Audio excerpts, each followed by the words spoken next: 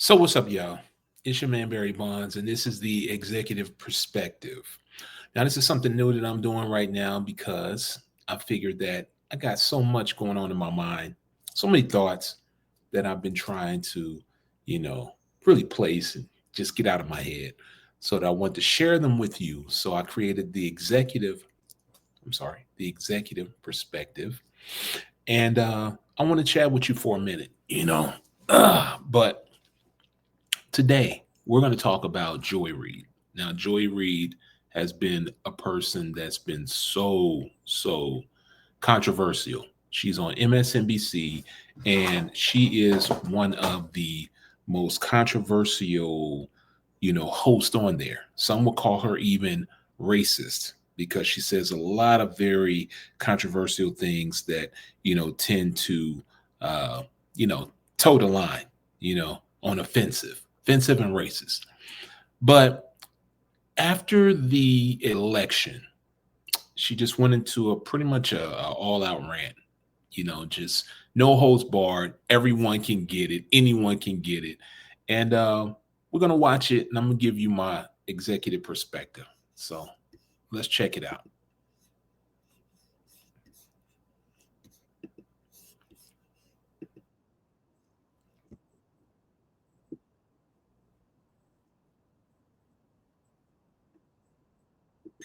Marching against the Trump victory, maybe putting back on the P word hats and doing that thing. I would just say probably don't send any of those invites to any Black women you know. I'm just going to tell you right now, they're not coming. like, I'm pretty sure Black women have resigned from the Save America Coalition, Save Democracy Coalition, and definitely the Save the Democratic Party Coalition. Among your own friends, because I don't think they're coming. But yeah. Now let's stop right there. Oh, where do we begin? I'm going to tell you this is very rich of her, because for some strange reason, I don't know why, there is this idea that Black women are saving America. I don't get that, because let's be honest here.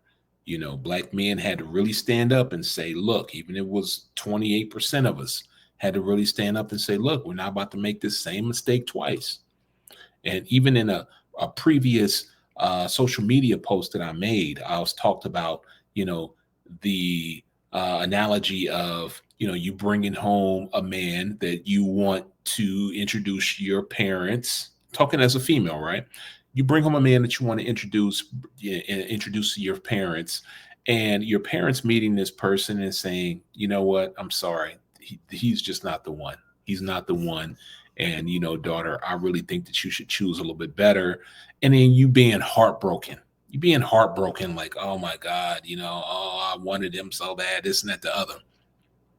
That's how I analogize this whole situation, because, for some strange reason, they think that because they are so dedicated as a voter bloc, that they are saving democracy, saving the world. And that's not true.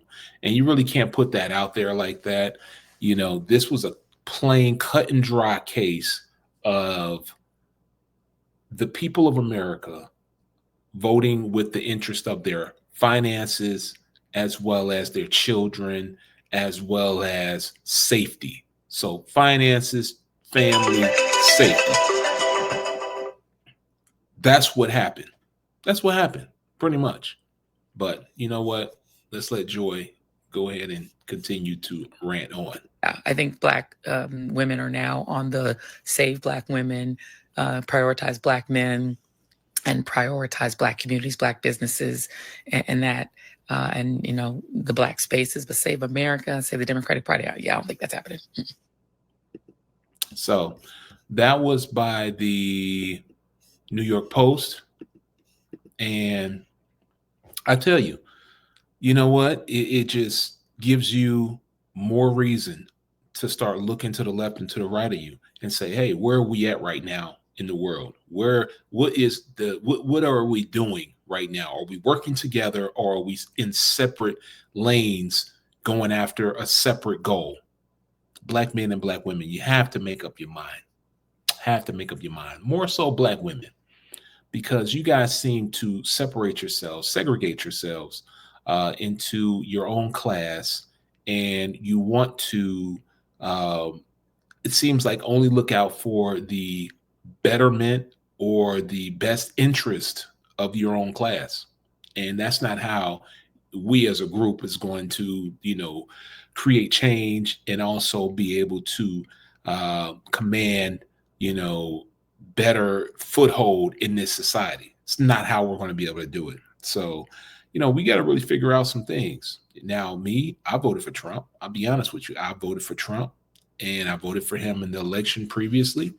And I even voted for him in 2016 as well. So I could kind of see, that we just needed some straightening, as they say, just to help get us back on track. Sometimes some people can see, what needs to be done. Sometimes some people can see, the moves that need to be made for us to be able to get back on track, and others can't because they're thinking with their emotions or something else that is guiding their decisions. So I just say to you all,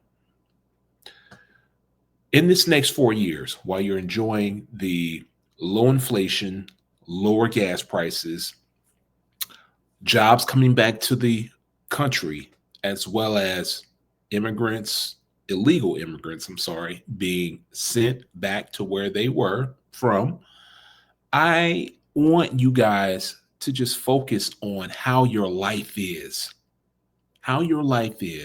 during this 4 years compared to the last 4 years. I think that's something that you didn't factor in when you made your decision to cast your vote for Kamala and crew. They used a slogan that said, "We're not going back." But it's so funny that it's both a gaslight and it's a little delusional, because that would mean that we're not going back to the last 4 years we just had. We're not going back to the previous 8, I mean, I don't understand it. I really don't. It was a lot of things about this election cycle here that, really just threw me for a loop. But, Joy Reid saying this, it's very rich, it's very arrogant. And I do hope and pray that, throughout this next 4 years, that Black women at least take time to humble themselves, as well as do some self-reflection, seeing that you're not stronger by yourself. You're not. You're only strong when you work with us and we work together. That's when you're the strongest. So hopefully we can bring this back, come back to the table so that we can talk, so we can get on the same page, and so that we can work together to achieve the things that we want to achieve, whether that's more candidates that are running in the next election cycle, whether that's more policies that help to protect our communities, whether that's you trying to introduce another candidate that could possibly run for president of the United States, because after, Trump's 4 years are over, he can't run anymore. That's it. So, these are things that could possibly happen. Now, I'm a registered Republican, and I vow that I will never go back to the Democratic plantation.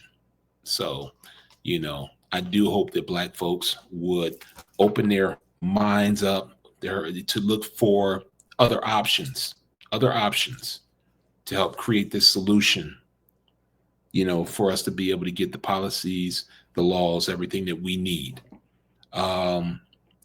That's pretty much it. That's just my take on it, the executive perspective. I'm going to leave you with, Black women, we are stronger together than we are divided. So we're at the table. We're waiting on you. So don't call us misogynistic. Don't call us, we hate Black women, because we don't. We just have a paternal outlook on things, that we're not about to make mistakes, knowingly make mistakes, going in, voting for someone that we know can't do the job. So hopefully we can come to the table in this next 4 years. Hopefully so. If we can't, that'll be a crying shame. But hey, you know me. My name is Barry Bondz, and if the truth pisses you off, allow me to do the honors. It's been another executive, whoops, which side? Executive perspective. And this is actually the first one. So, bear with me. I'm still trying to figure this out, still trying to get my sea legs. So, yeah. All right. Tap back in. But this is going to be on the Straight No Chaser channel. So you'll see that. I may even rebrand the whole channel. But that's what it is. I'll talk to you guys soon. Remember my motto, positive minds move forward. I'll chat with you guys later. Peace.